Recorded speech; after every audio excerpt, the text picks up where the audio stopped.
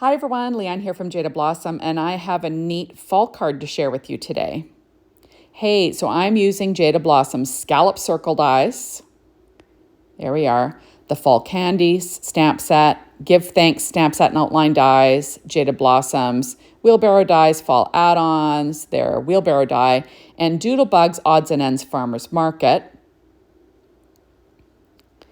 And I did assemble this on the Wheelbarrow Dies Fall Add-ons assembly video, so you can check that out if you want to see me put that together.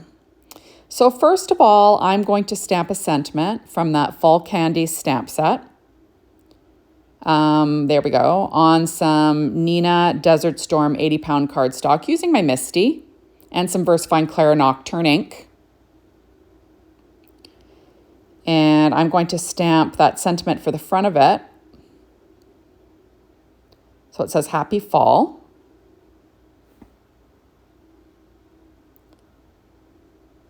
There we are. Then I'm going to use a circle die, just a plain circle die to cut it out. That's from my stash. Now on the inside, I'm going to stamp the sentiment Happy Thanksgiving. And I'm stamping that directly on that card base. My card is an A2 size card base, 4.25 by 11, scored at 5.5 inches, made out of paper tray ink craft cardstock. So I'm going to add a strip of paper to the inside like I always do. This paper is Echo Park's Fall Fever. That's that 6-inch Fall Fever paper line. And I'm just going to layer two pieces up, like a 1 inch and like a, I don't know, a 1/2 inch, but I'm just kind of lining it up using my ATG tape. So I'm working on a Stampin' Up! Pad using my Anna Griffin Empress machine from all my die cutting, you know, all the normal stuff I do. So I'm just lining that up, and then I'm going to trim off that overhang with a pair of scissors. This is a very simple card once your die cut is assembled. There we are. And now I'm going to use these pieces from that Doodlebug Farmers Market Odds and Ends. So just some sort of fall stuff. So I'm going to add a little hay bale on the inside along with some leaves. I love to use odds and ends on the inside of my cards. I kind of like to make them make it themed like the outside is. So I'm just going to add a few little leaves and a flower. You know, just a little fun grouping.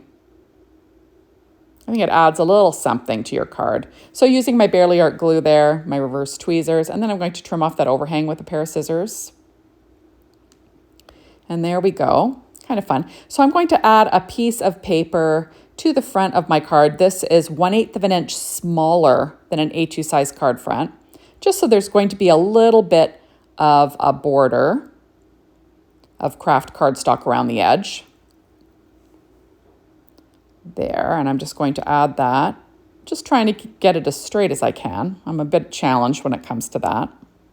Now I went ahead and I used paper from that same pad, that wood grain one, and then this light blue is the 12-inch matching solids from Echo Park from Fall that matches the Fall Fever. And I'm going to add this circle to my card front. Actually, you know what? I didn't even use the scallop circled. Oh, no, I did use the scallop. I used the stitch and the scallop circle dies. Sorry, guys. So this is the stitch die and then just a normal one. And then there's the scalloped one that I use with my, my sentiment on the front. So I used a lot of cardstocks for this: Honey Nut, Scarlet Jewel, Orange Zest, Craft Black, Prairie Grass, and Canyon Clay, all from paper tray ink for those leaves and everything. I distressed around the edges with Vintage Photo.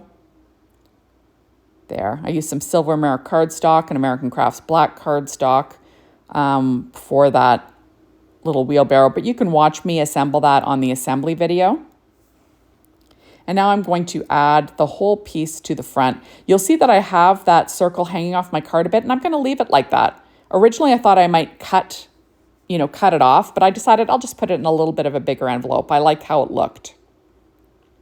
So I'm just going to add a little bit of glue to the back of this wheelbarrow and add it to my card front.